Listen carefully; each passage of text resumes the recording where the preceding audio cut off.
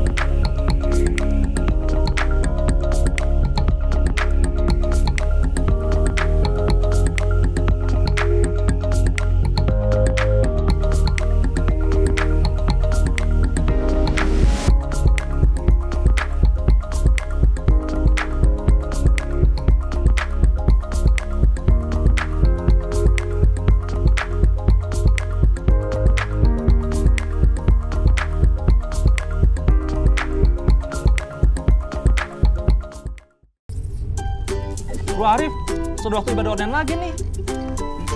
Sudah cek sinyalnya belum? Tenang saja, sudah siap, aman. Wah, ada apa lagi nih? Kuotanya habis, Bro Arif. Aku beli dulu di planet sebelah ya. Starkit di rumah, ayo ikutan ibadah online Starkit. Starkit, let your light so shine.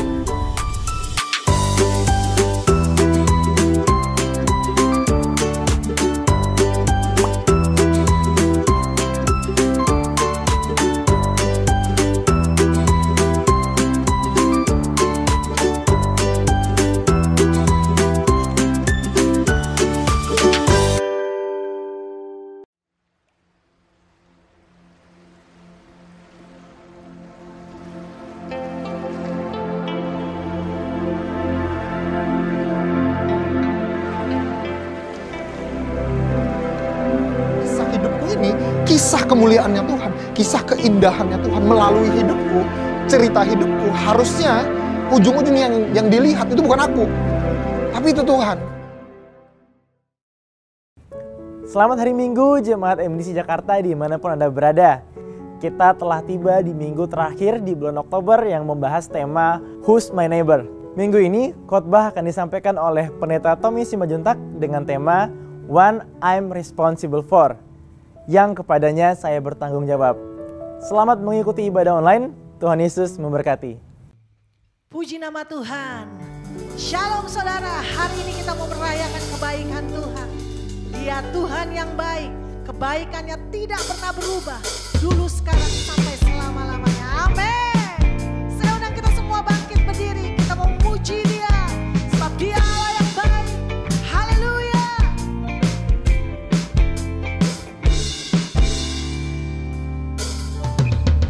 Tiada berkesudahan kasih setiamu Tuhan, selalu baru rahmat-Mu bagiku.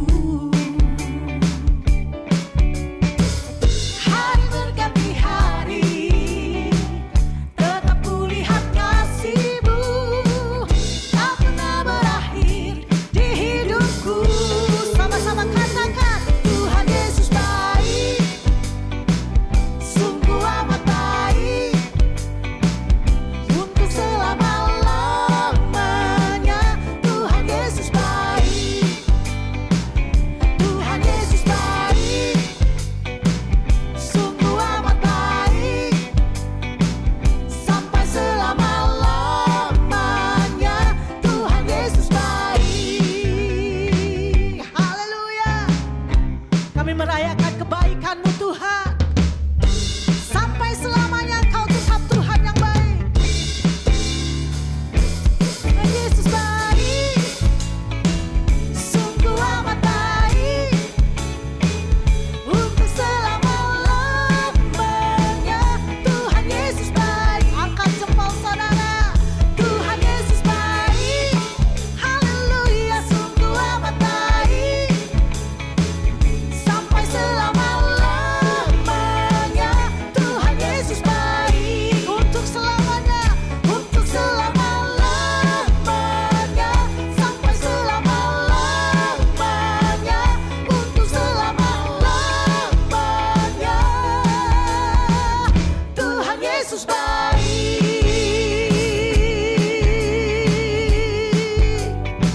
Haleluya, Kau sungguh baik Tuhan. Berikan tepuk tangan buat Allah yang baik. Haleluya Yesus. Kami bersyukur kepadamu Tuhan. Kami bersyukur buat kebaikan-Mu. Bersyukur buat anugerah-Mu. Bersyukur buat kasih setia-Mu dalam hidup kami. Terima kasih Yesus.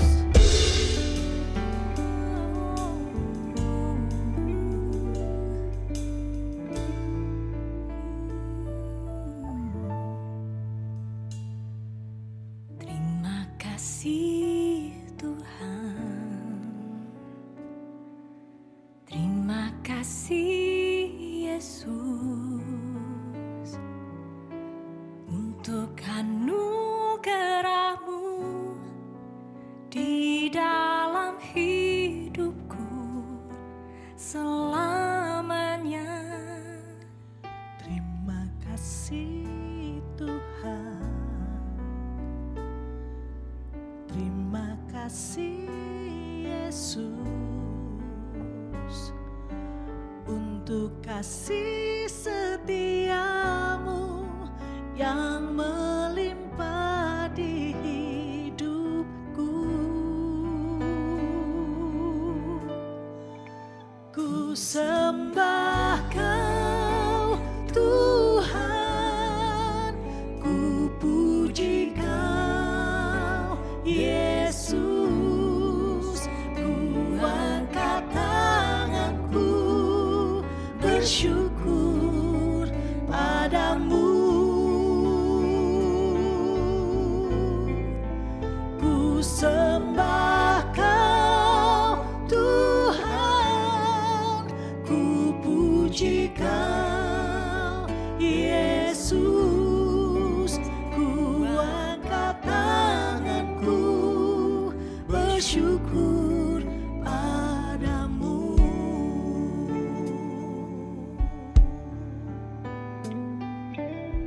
Terima kasih Tuhan, kami bersyukur padamu. Terima kasih Tuhan. Terima kasih Yesus untuk anugerah-Mu di dalam hidupku selamanya. Terima kasih Tuhan. Terima kasih Yesus untuk kasih setia-Mu yang melimpah di hidupku. Mari kita sembah Dia. Ku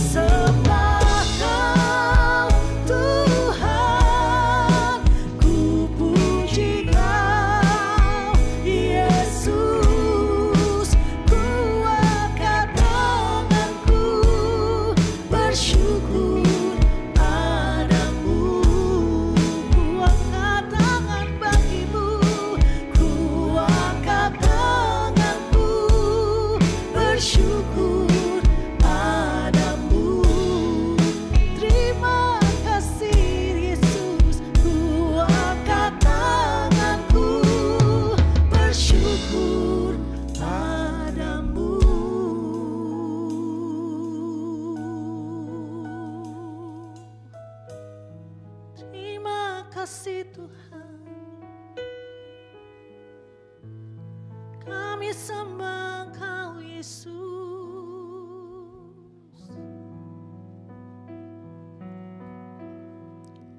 I lift my hands, I bring my song.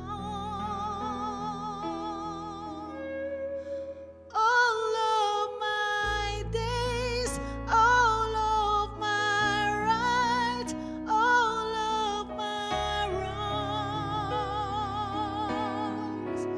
I over my life,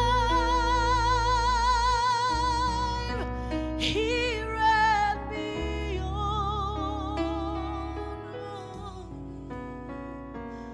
to the one thing true, Jesus, it is you.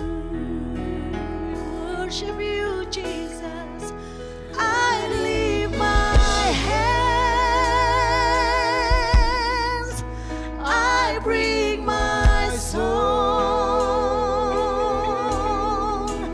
All of my days, all of my rights, all of my wrong,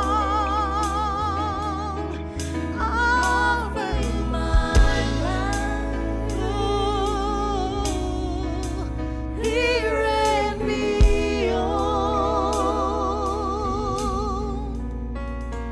to the one thing true, Jesus, it is you. I lift my hands to you. I lift my hands, I bring my song. All of my days, all of my rights, all of my wrongs, I offer my life,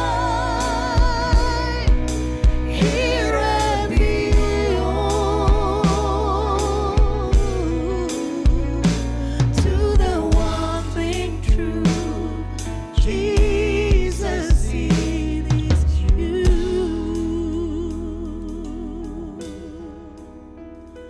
To the one thing true, Jesus, it is you.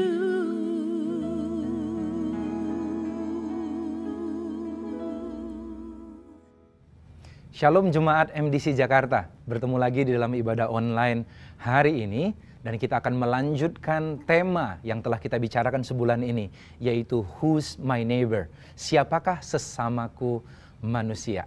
Dan hari ini saya akan membawa bagian terakhir dari tema sebulan ini, yaitu dengan judul One I'm Responsible For, yaitu sesama kita adalah orang yang kepadanya kita bertanggung jawab. Mari sebelum kita dengar firman Tuhan, kita berdoa lebih dulu. Bapa yang baik, terima kasih untuk kesempatan bisa mendengar firman. Dan biar damai sejahtera yang melampaui segala akal yang berasal darimu memenuhi hati dan pikiran kami, sehingga kami mampu memahami pewahyuanmu, mampu memahami firmanmu, dan mempunyai kekuatan untuk melakukannya dan menyenangkan hatimu dalam kehidupan kami sehari-hari. Di dalam nama Tuhan Yesus Kristus, kami siap mendengar firman Tuhan. Haleluya. Amin. Saudara, ayat yang menjadi atau firman Tuhan yang menjadi landasan tema kita sebulan ini, yaitu tentang siapakah sesamaku manusia, diambil dalam Lukas 10. Saat itu ada orang-orang Yahudi yang begitu pintar, ahli-ahli Taurat, bertanya kepada Yesus dengan tujuan mencobai Yesus. Katanya, apa yang harus kulakukan untuk mendapat hidup yang kekal? Yesus mengembalikan pertanyaan mereka dengan memberikan pertanyaan balik, yaitu apa yang kau baca dalam kitab sucimu? Dan ternyata orang ini begitu pintar, begitu brilian, karena mampu menyarikan seluruh hukum Taurat dan kitab para nabi dalam satu kalimat. Dia katakan, Alkitab saya tulis bahwa untuk masuk dalam kerajaan Allah, maka kita harus mengasihi Tuhan dan mengasihi sesama. Yesus berkata, jawabanmu itu benar. Lakukanlah maka engkau akan hidup. Tetapi untuk membenarkan dirinya, so ada pembenaran diri di sini. Dia bertanya pertanyaan seperti ini, siapakah sesamaku manusia? Perhatikan, tadi dia katakan supaya masuk ke dalam kerajaan Allah, maka saya harus kasihi Tuhan, kasih sesama. Dia nggak tanya, siapa Tuhanku? Dia langsung tanya, siapa sesamaku? Karena bagi orang Yahudi, mereka punya kesombongan rohani, mereka merasa sudah sangat kenal Tuhannya. Bahwa Tuhannya adalah Allah yang penuh kasih. Tetapi ternyata Allah yang penuh kasih yang dia sembah tidak berimplikasi atau tidak mengubah hidupnya menjadi penuh kasih kepada sesama. Makanya dia tanya, siapa sesamaku? Karena mereka hidup di antara orang-orang yang kafir, yang bukan Yahudi, yang dalam paradigma mereka, orang yang tidak percaya kepada Allah Israel adalah kafir atau anjing, bukan manusia. Makanya dia tanya, siapakah sesamaku manusia? Kurang lebih dia ngomong gini, siapa yang sama kayak aku manusia yang pantas aku tolong? Dan Yesus untuk menjawab pertanyaan ini, dia berikan satu perumpamaan. Dia katakan seperti ini, untuk menjawab pertanyaan siapakah sesamaku manusia. Ada seorang yang baru turun dari Yerusalem menuju Yeriko. Kalau baru turun dari Yerusalem menuju Yeriko, Yerusalem adalah bait Allah, Yeriko adalah perumahan. Berarti dia baru pulang ibadah kemungkinan besar. Lalu dia dirampok dan digebukin hingga dan dibiarkan setengah mati. Lalu lewatlah imam, mungkin ini pendeta yang khotbah tadi kepada orang yang jatuh itu. Tetapi dia nyebrang jalan, pura-pura nggak lihat mungkin ya, walaupun dia melihat dan tidak mau menolong saudara dan lanjutkan perjalanan. Ada worship leader, mungkin worship leader ini yang ngajak dia tepuk tangan paling kenceng saudara waktu ibadah tadi. Dia turun dan sama melihat ada orang kesusahan, dia nyebrang jalan supaya nggak berpapasan dengan orang tersebut, orang yang susah tersebut. Lalu habis itu lanjutkan perjalanan. Lalu muncullah orang Samaria. Ngapain orang Samaria di bait Allah? Kemungkinan besar dia pedagang. Biasanya kalau ada bait Allah, di depannya ada jual-jualan kan saudara, makanan atau apapun. Mungkin orang ini pedagang. Dia turun, orang Samaria yang dianggap anjing oleh orang Yahudi atau orang yang terluka tersebut, ternyata justru dia yang turun, membantu menolong luka mereka. Dan tahu nggak apa yang terjadi? Yesus bertanya di akhir perumpamannya, yang mana yang sesama manusia? Yang mana yang pantas disebut manusia? Yang mana punya kemanusiaan? Semuanya serentak ngejawab, orang Samaria itu. Mari kita lihat, Yesus bilang apa? Ayat 33, Lukas 10 ayat 33 dikatakan, lalu datang orang Samaria yang sedang dalam perjalanan ke tempat itu, dan ketika ia melihat orang itu, tergeraklah hatinya oleh belas kasihan. Saudara, yang pertama itu minggu pertama kita bicarakan, yaitu sesama kita adalah orang yang kita pandang dengan belas kasihan.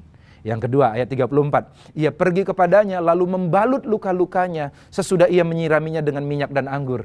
Minggu kedua kita belajar, sesama kita adalah the one we help, yaitu orang yang kita berikan pertolongan. Ayat yang selanjutnya, ayat 34b, kemudian ia menaikkan orang itu ke atas keledai tunggangannya sendiri, lalu membawa ke tempat penginapan dan merawatnya. Dia rela jalan kaki, padahal jalannya sulit, letakkan orang naik ke keledainya dan merawat orang tersebut di penginapan. Ternyata siapakah sesama kita? Di minggu ketiga kita belajar bahwa sesama kita adalah orang yang kepadanya kita berkorban. One I sacrifice for. Dan minggu keempat ini kita lanjutkan di ayat 35. Keesokan harinya ia menyerahkan 2 dinar kepada pemilik penginapan itu. Katanya, rawatlah dia dan jika kau belanjakan lebih dari ini, aku akan menggantinya waktu kembali. Ternyata orang ini bertanggung jawab untuk menolong hingga tuntas. Enggak setengah-setengah, sampai selesai saudara. So siapakah sesama kita? Minggu ini kita belajar sesama kita adalah orang yang kepadanya saya berikan pertanggungjawaban. One I'm responsible for. Saya akan bahas ini saudara. So dia menolong dengan tuntas. Orang Samaria itu bertanggung jawab. Seringkali kita nolong orang, tetapi cuman sampai rasa belas kasihan kita itu selesai. Sampai kita nggak ngerasa risih lagi. Padahal seharusnya yang menjadi patokan kapankah kita selesai menolong seseorang adalah pada saat orang itu sudah tertolong. Sehingga saya katakan orang Samaria ini membuka dirinya untuk bisa bertanggung jawab menolong sampai tuntas totalitas. Saudara, pertama dia buka mata terhadap kebutuhan orang lain yang susah. Yang kedua dia bukan cuma buka mata lalu habis itu bilang kasihan. Dia buka hati dan berbelas kasihan. Dia tanya sama dirinya, kalau saya yang mengalami kayak gitu bagaimana? Saya tiap hari ini lewat jalan ini, kali ini dia yang digebukin. Siapa tahu suatu saat nanti saya yang digebukin. Kalau saya digebukin, saya mau orang berbuat apa pada saya? Saya pengen ditolong, saya akan melakukan pertolongan pada orang lain. Dia buka hati. Yang ketiga, dia buka tangan. Dia turun tangan untuk nolong. Dia nggak takut tangannya kotor. Dia nggak takut saudara, merasa sia-sia apa yang dia lakukan, saudara. Yang keempat, dia buka dompet juga, saudara. Di sana bentuknya adalah minyak dan anggur yang cukup mahal. Dia buka itu, dia tolong. Walaupun kalau kita pikir-pikir, kan jangan-jangan perampoknya masih sembunyi.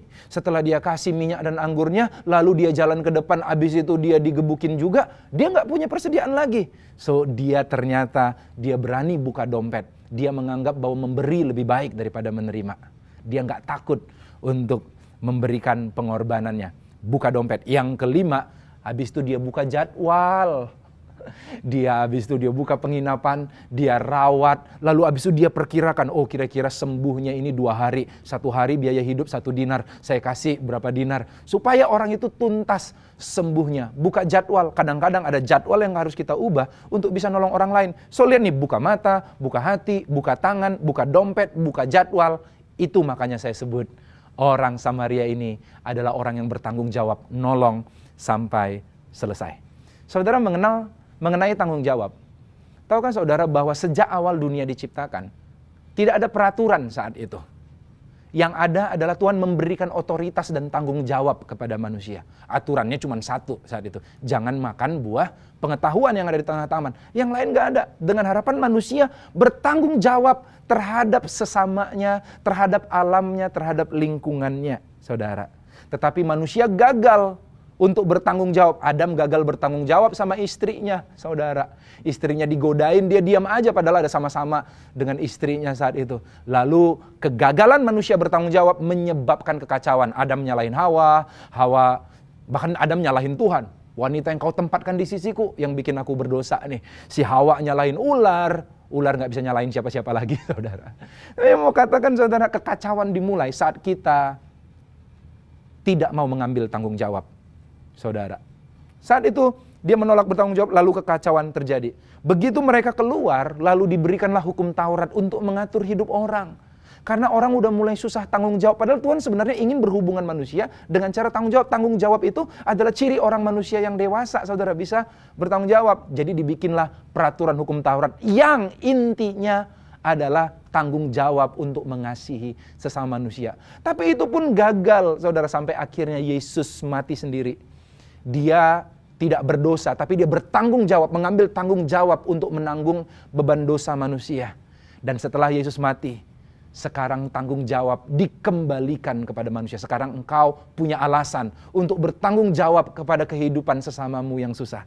Sehingga Roma 15 ayat 1 bilang gini, kita yang kuat wajib menanggung kelemahan orang yang tidak kuat. Perhatikan kata wajib, saudara.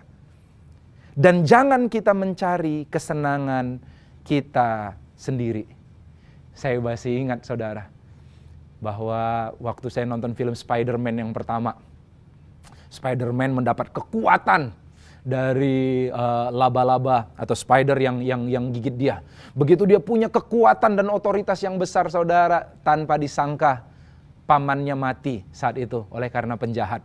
Sebelum pamannya mati, Peter Parker yang menjadi Spider-Man masih sempat meluk pamannya. Lalu pamannya memberikan pesan terakhir yang sangat bijaksana dan menjadi quote yang paling keren sepanjang film Spider-Man ada, saudara. Yaitu si paman Ben atau Uncle Ben berkata seperti ini, with great power comes great responsibility. Apabila kita dipercayakan kekuatan lebih, apabila kita dipercayakan kemampuan lebih, apabila kita dipercayakan keuangan lebih, apabila kita dipercayakan waktu yang lebih, saya mau katakan, saudara, itu adalah sebuah tanggung jawab untuk mereka yang kekurangan kekuatan, kekurangan hikmat, bahkan kekurangan waktu, bahkan kekurangan keuangan atau kekurangan yang lain.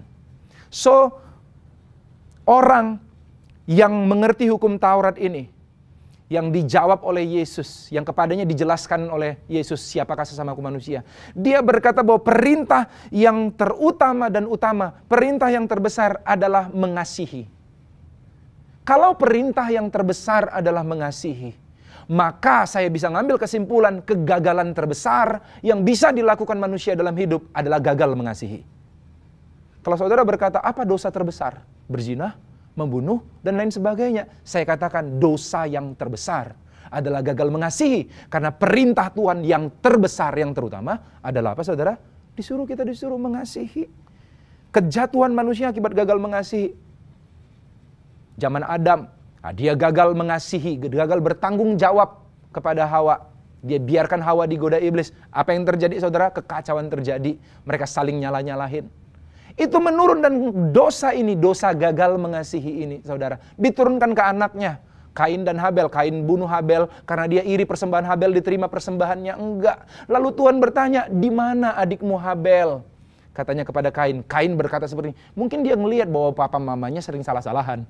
Sering cuek-cuekan, gak mau saling bertanggung jawab. Si Kain berkata, apakah aku penjaga adikku? Am I my brother's keeper?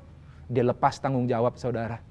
Dan ini terjadi turun-temurun sampai akhirnya Daud, orang yang paling mencintai Tuhan sekalipun, a man after God's own heart, pria yang begitu dekat dengan hatinya Allah. Ini kata-kata Tuhan sendiri.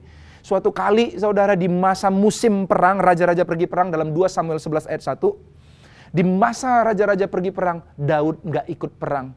Dia malah nyantai di sana, dia gak mau ambil tanggung jawabnya saudara, untuk membela bangsa dan sesamanya. Dan dia berjalan-jalan di atas soto istana, di situ dia kelihatan ada perempuan mandi, dia berzina, dan akhirnya diikuti dosa-dosa yang lain, akhirnya membuat perpecahan dalam keluarganya.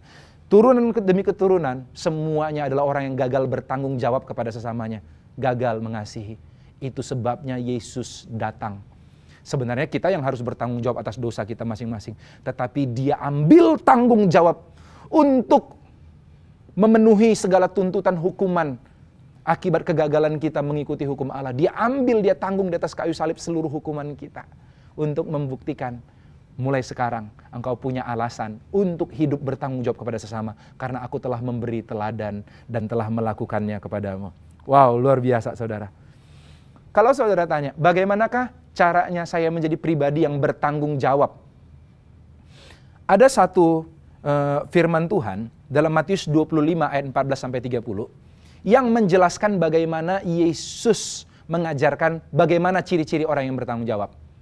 Saat itu Yesus katakan seperti ini. Kerajaan Allah seumpama seorang tuan yang bepergian, dan sebelum dia bepergian memberikan otoritas atau kepercayaan kepada 3 hambanya. Yang satu 5 talenta, yang satu 2 talenta, yang satu 1 talenta. Dan tahu nggak apa yang dikerjakan oleh hamba-hamba ini? Yang 5 menganggap ini sebuah kepercayaan. Aku diberikan kuasa lebih, aku diberikan tanggung jawab. Dia jalankan jadi 10. Yang 2 juga menganggap ini sebuah kepercayaan. Dia jalankan jadi 4 saudara. Yang 1 menganggap ini sebuah beban. Wah, ini tuanku ini ingin memungut dari tempat di mana dia nggak susah-susah ya. Dia pengen manfaatin saya ini, disimpan, dipendam. Dan singkat cerita, tuannya pulang. Tuannya pulang, lalu terjadi ayat 20, Matius 25 ayat 20. Hamba yang menerima 5 talenta itu datang, ia membawa laba 5 talenta, katanya, Tuan, 5 talenta Tuan percayakan. Dia menganggap bahwa power yang diberikan oleh tuannya adalah sebuah kepercayaan. Lihat, aku telah beroleh laba 5 talenta. Maka kata tuannya kepadanya, baik sekali perbuatanmu itu, hai hambaku yang baik dan setia. Engkau setia dalam perkara kecil, aku berikan kepadamu tanggung jawab dalam perkara yang besar. Masuklah dan turutlah dalam kebahagiaan tuanmu. Lalu datanglah hamba yang menerima 2 talenta itu, katanya, Tuan, 2 talenta Tuan percayakan kepadaku. Lihat, telah beroleh laba 2 talenta. Maka kata tuannya kepadanya, jawaban yang sama. Baik sekali perbuatanmu, hai hambaku yang baik setia, engkau telah setia memikul tanggung jawab dalam perkara kecil, aku akan memberikan kepadamu tanggung jawab dalam perkara yang besar. Masuklah dan turutlah dalam kebahagiaan Tuanmu. 5 jadi 10, 2 jadi 4. Tuhannya nggak peduli hasilnya berapa. Pujiannya copy paste sama, yaitu engkau hamba yang bertanggung jawab. Sedangkan yang 1 datang dan dia katakan, engkau tuan yang jahat dan kejam. Engkau pengen manfaatin aku, ini terima, balik lagi 1 talenta. Aku nggak apa-apain. Dan tuannya berkata seperti ini, engkau adalah hamba yang jahat dan malas.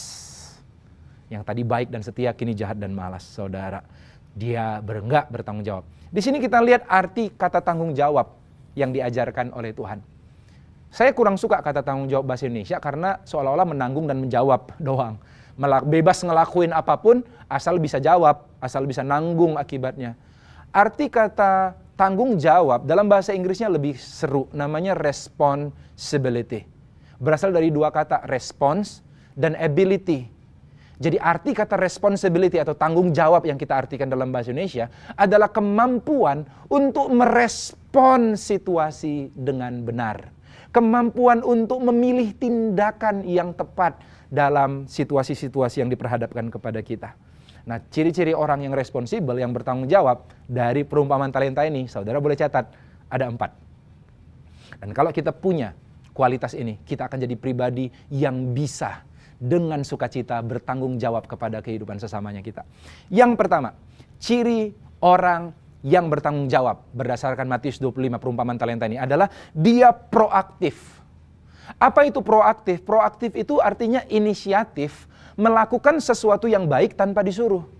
Perhatikan, tuannya nggak pernah bilang sama hamba yang disebut bertanggung jawab ini, 5 jadiin 10 ya, 2 jadiin 4 ya. Nggak ada perintah.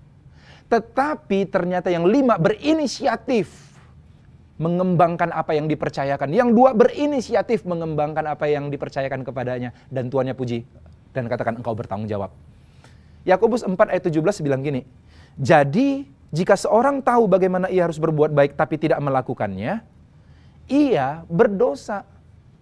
Suatu saat nanti kita akan dituntut bukan karena hal yang salah yang kita lakukan, tetapi justru karena kita tidak melakukan apa-apa padahal kita tahu apa yang sebenarnya baik untuk dilakukan.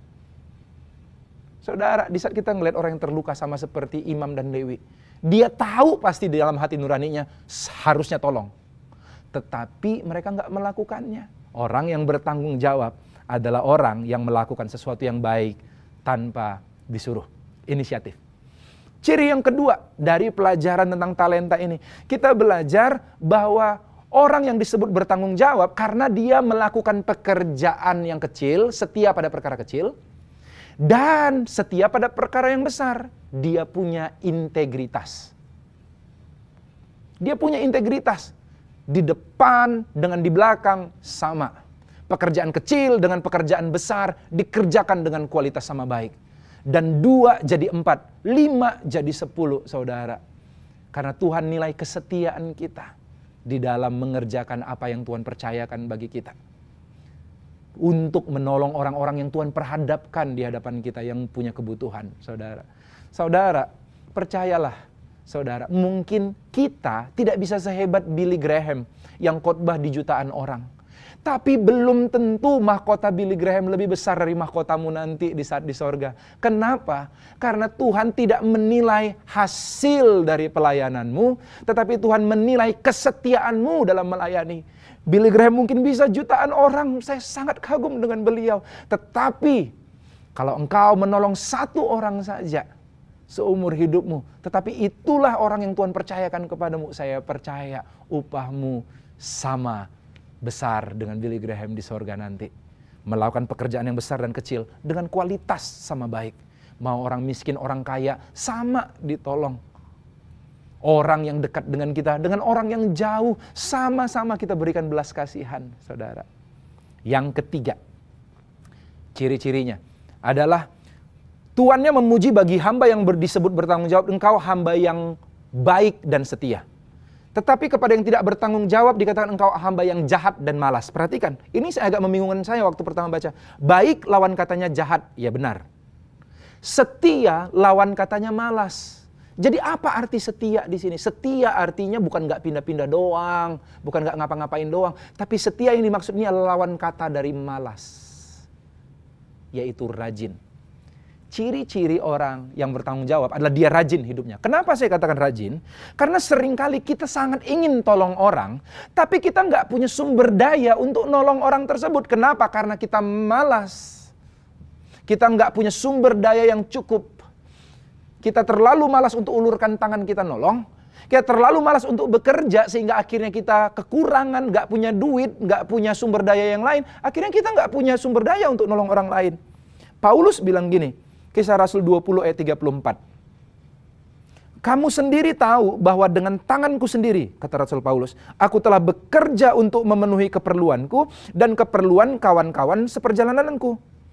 Dalam segala sesuatu telah kuberikan contoh kepadamu bahwa dengan bekerja demikian, dengan kerja rajin itu, kita harus membantu orang-orang lemah dan harus mengingat perkataan Tuhan Yesus bahwa ia sendiri telah mengatakan adalah lebih berbahagia memberi daripada menerima. So ternyata kalau kita rajin, tangan orang rajin menghasilkan kaya. Kalau kita kaya, kita punya sumber daya, kita punya kemampuan lebih untuk nolong orang lain. Bukan berarti yang kita miskin nggak bisa nolong orang lain. Tetapi kita bisa punya kemampuan lebih, saudara, karena kita punya sumber daya lebih. Orang Samaria yang menolong itu, dia punya persediaan minyak dan anggur.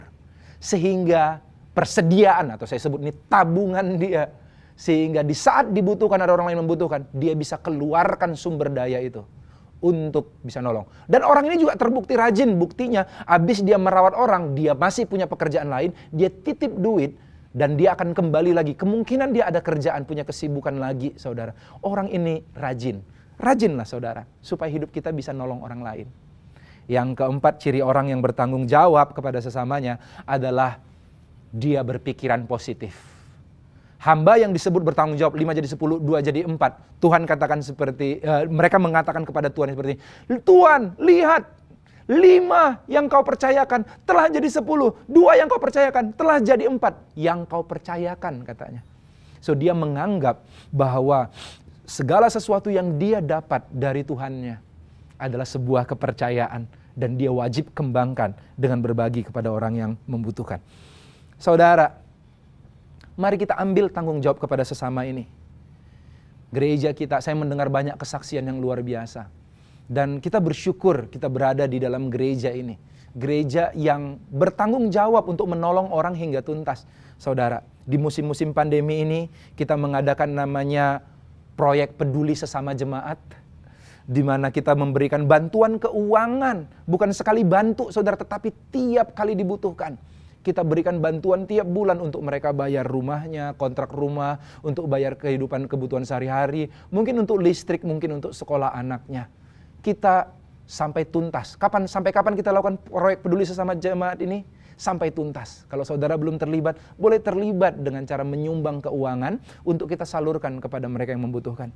Ada juga bantuan, kita pikirkan gimana supaya orang bisa tetap menghasilkan di rumah, orang-orang yang telah di PHK. Kita bantu promosi produk jemaat dengan katalog, saudara. Untuk sesama jemaat, banyak saya dengar kesaksian jemaat, saya sekarang kalau mau makan, lihat aja katalognya. Hitung-hitung saya dapat makanan dan saya bisa bantu jemaat yang jualan, saudara. Dengan Instagram Lapak Kawan mempromosikan, saudara. Dan juga misinya kita bagi orang-orang yang gak kenal Tuhan sekalipun. Ada PAUD di Lampung yang mayoritas adalah orang-orang yang gak kenal Tuhan. Ada misi di Papua yang belum pernah mungkin datang ke gerejanya kita. Ada di Banten Kidul, yaitu Rumah Cerdas, dan yang lain-lain. Itu secara jemaat. Saya mendengar kesaksian juga kesan-kesan, di mana ada anggota kesan yang kehilangan pekerjaan. Saya ngelihat ada di kesan kami juga, ada di kesan KDS, dan ada di kesan-kesan yang lain. Di mana kita ngebantu untuk patungan, menyediakan modal buat dia untuk bisa kerja, lanjutkan kehidupan, dan juga kadang memberi pekerjaan atau menyarikan pekerjaan buat mereka. Dan membantu kehidupan sehari-hari. So ini namanya tanggung jawab, nggak cuma kasihan-kasihan doang. Yang ketiga, saudara, secara pribadi, saya kenal ada satu jemaat yang suatu kali datang sama saya dan dia begitu terbeban dengan anak-anak muda yang cuma sampai SMA. Gimana dia mau mengubah keluarganya, padahal pendidikannya itu sangat penting untuk pekerjaan yang baik yang dia dapatkan. Dan dia konsisten sampai sekarang, udah lama sekali, saudara, sebelum saya menikah, dia telah mengirim uang untuk tiap bulan menjadi dana diakonia pendidikan. Kami telah menolong orang-orang yang kita lihat sangat membutuhkan. Mulai dari ada beberapa orang yang mulai dari uang pendaftaran kuliahnya sampai lulus wisudanya dibiayain, saudara. Dan bahkan sampai dia belum dapat kerjaan, disupport terus sampai dapat kerjaan. Dikelola oleh bendahara VIP, saudara. Luar biasa. Saudara, ini namanya menolong dengan totalitas. Sampai sekarang masih menolong. Karena kalau dia tolong 1 tahun aja, ya maka orang nggak akan selesai kuliahnya. Tolong sampai tuntas. Itu ciri-ciri sesama, yaitu orang yang responsible for. Saudara, sering kali kita nolong orang tapi nggak tuntas. Di tengah jalan kita capek karena kita merasa dimanfaatkan. Atau capek karena merasa tidak dihargai. Pernahkah saudara nolong orang? Lalu abis itu saudara udah benar-benar mengetatkan ikat pinggang supaya masih bisa nolong orang tersebut. Ternyata setelah ditolong, orang itu pergi ke mall, minum-minum, makan-makan. Kadang-kadang kita mikir, aduh Tuhan, kayaknya aku dimanfaatkan deh ini. Kita berhenti nolong orang karena capek, karena orang yang kita tolong nggak tahu berterima kasih. Kita ngerasa capek karena seluruh yang kita lakukan ternyata sia-sia. Terus aja ada orang miskin. Saya mau katakan saudara, kita harus punya prinsip, kita bahkan nggak bisa menolong seluruh dunia. Kita nggak bisa menolong seluruh dunia. Tetapi kita bisa menolong satu. Dan siapa tahu yang satu ini bisa berpengaruh pada dunia. Kenapa? Ada kitab Talmud, orang Yahudi berkata seperti ini. Whoever saves one life, saves the world entire. Mungkin kita nggak bisa menyelamatkan seluruh dunia, tapi kita bisa menyelamatkan satu orang. Dan di mata Tuhan, nyelamatin satu orang sama dengan menyelamatkan seluruh dunia. Saya ada satu film yang sampai sekarang menjadi film top nomor 1 yang paling saya suka. Namanya Schindler List. Itu adalah kisah tentang Oskar Schindler. Orang Jerman masuk anggota Nazi, saudara. Yang benar-benar kaya, playboy, dan benar-benar hidupnya hedon mewah saat itu. Dan dia punya pabrik membuat amunisi buat tentara Nazi, saudara. Saat itu di tengah-tengah banyaknya pembunuhan orang Yahudi saat itu, saudara. Dia muncul belas kasihan. Dan dia mencoba menyelamatkan orang-orang Yahudi. Biasanya orang Yahudi kan kalau nggak bisa kerja maka siap ditembak mati, saudara. Setiap ada orang yang lemah dia bilang, nggak usah ditembak, buat pabrikku aja. Enggak, harus dibunuh karena orang ini sia-sia, ini orang sakit. Dia bayar, saudara. Dia bayar beli dan akhirnya saudara semua dikumpulkan di pabriknya walaupun nggak begitu berguna bagi pabriknya. Dia dapatin sekitar 1.200 orang yang dia beli satu persatu dengan uangnya, saudara. Sampai akhirnya singkat cerita uangnya habis, bangkrut untuk ngebayarin, ngenebus orang-orang Yahudi. Kisah nyata, ini kisah nyata, saudara. Untuk nebusin orang Yahudi. Dan akhirnya perang dunia berakhir. Oskar ini mencoba lari karena ada orang yang pengen membunuh dia karena dianggap mengkhianati Nazi, saudara. Dan tahu nggak, saudara, apa yang terjadi? 1.200 orang yang dia tolong berkumpul bersama. Mereka melebur satu emas kecil-kecil dan akhirnya memberikan dia cincin. Mereka membuatkan cincin emas bertuliskan satu quotes dari Talmud kitab Yahudi, yaitu whoever saves one life saves the world entire. Siapa saja yang menyelamatkan satu orang, menyelamatkan seluruh dunia. Begitu mendapatkan cincin dan quotation itu, si Oskar Schindler makin nangis. Dia menangis begitu menyesal. Karena selama ini dia berfoya-foya. Lalu dia menangis sambil memeluk mobil yang akan membawa dia melarikan diri. Dia katakan, mobil ini kalau aku jual bisa selamatin 10 lagi. Cincin ini emas kan yang kalian kasih. Cincin ini bisa beli 2 orang lagi supaya saya bisa nyelamatin 2 orang lagi. Jubah saya ini terlalu mahal, seharusnya saya nggak pakai. Ini bisa nyelamatin 1 orang lagi. Dia nangis. Seandainya saya bisa selamatkan lebih. Seandainya saya bisa selamatkan lebih. Saudara lihat, ini adalah prinsip tanggung jawab kepada sesama. Padahal mereka itu bermusuhan Nazi dengan orang Yahudi, saudara. Tapi itu yang membuat Oskar Schindler akhirnya menjadi warga kehormatan bagi orang Yahudi. Bagi dia di puncak Sion ditanam sebuah pohon untuk menghormati dia yang telah menyelamatkan 1.200 orang Yahudi dari pembantaian saat itu. Saudara, kita mungkin gak bisa nolong semua orang. Tapi kita bisa nolong satu. Kita bisa nolong satu. Once at a time, tolonglah satu orang. Tuhan mengingatkan saya, dan kalau kita menolong, jangan pernah lakukan itu for the sake untuk orang doang. Tapi lakukan seperti untuk Tuhan. Lakukan seperti untuk Tuhan. Beberapa waktu lalu Tuhan ngajar sama saya, kira-kira beberapa tahun yang lalu. Saya digerakkan Tuhan. Tuhan ingin ngajar saya, saudara. Untuk melihat Tuhan di hati, di dalam orang-orang yang terpinggirkan. Jadi hari itu, selama seminggu itu saya berpuasa, saudara. Dan waktu puasa saya pakai untuk ngebeli. Saya gantiin aja, saudara. Saya konversi makan siang saya kaliin 4 atau 6, kadang 10, saudara. 10 kotak saya beli dari kantin kantor bawah. Saya beli 4 sampai 10 kotak. Lalu setiap kali makan siang, Saya memberi kepada orang-orang yang ada di pinggir jalan, di jembatan penyeberangan. Ada mereka yang kepanasan, mereka yang meminta-minta, mereka yang kerja dan gak sempat makan, mereka yang jualan tapi belum laku. Saudara, saya ngelihat wajah mereka sedih. Setiap kali mereka menerima kotak itu, mereka kayak melihat Tuhan yang memberikan makanan. Dan tahu gak saudara, Tuhan lagi ngajar saya ini. Sepanjang seminggu saya puasa dan saya nolongin setiap jam makan siang, saya beliin makanan kotak buat mereka, saudara. Tahu gak, tiba-tiba ada orang datang yang reward saya. Dia kasih tiba-tiba, Tommy ini ada oleh-oleh buat kamu. Zaman itu belum ada iPad. Pertama kali iPad generasi pertama muncul, saudara. Dia beri, harganya masih mahal sekali, saudara. Dia beri iPad buat saya, saudara. Besoknya tiba-tiba ada orang yang baru pulang dari Amerika. Aku beli handphone. Itu saat itu BlackBerry yang top paling tinggi. Pada zaman itu BlackBerry Torch namanya. Ini buat kamu. Tiap hari saya diberkati. Sampai Tuhan bilang gini. Inti yang saya mau katakan adalah, bukan berarti setiap kali kita nolong orang langsung dapat balasan. Seringkali saya nolong orang gak dapat balasan. Bukan itu intinya. Tetapi Tuhan pengen ngajarin seminggu saya puasa itu, bahwa setiap kali saya menolong orang, saya sebenarnya sedang melayani Kristus, Sang Raja. Dan Raja tahu banget cara nge-treat orang yang memperlakukan dia dengan baik. Dia punya selera raja, sehingga barang-barang yang top dia kirimkan dan berkata, apa saja yang kamu lakukan bagi saudaramu yang paling hina, engkau telah melakukannya untuk aku. Saudara, mari kita pegang, ambil tanggung jawab. Saya baca lagi ayat terakhir ini yang telah saya baca tadi. Roma pasal yang ke-15 ayat yang pertama. Kita yang kuat wajib menanggung kelemahan orang yang tidak kuat. Dan jangan kita mencari kesenangan kita sendiri. Kenapa? Karena di balik orang-orang yang lemah, orang yang dipenjara, orang yang sakit, orang yang lapar, orang yang haus, orang yang telanjang, Matius 25 katakan, aku ada di dalam mereka. Apa saja yang kau lakukan buat mereka, engkau sedang melakukannya untuk aku. Mari kita berdoa.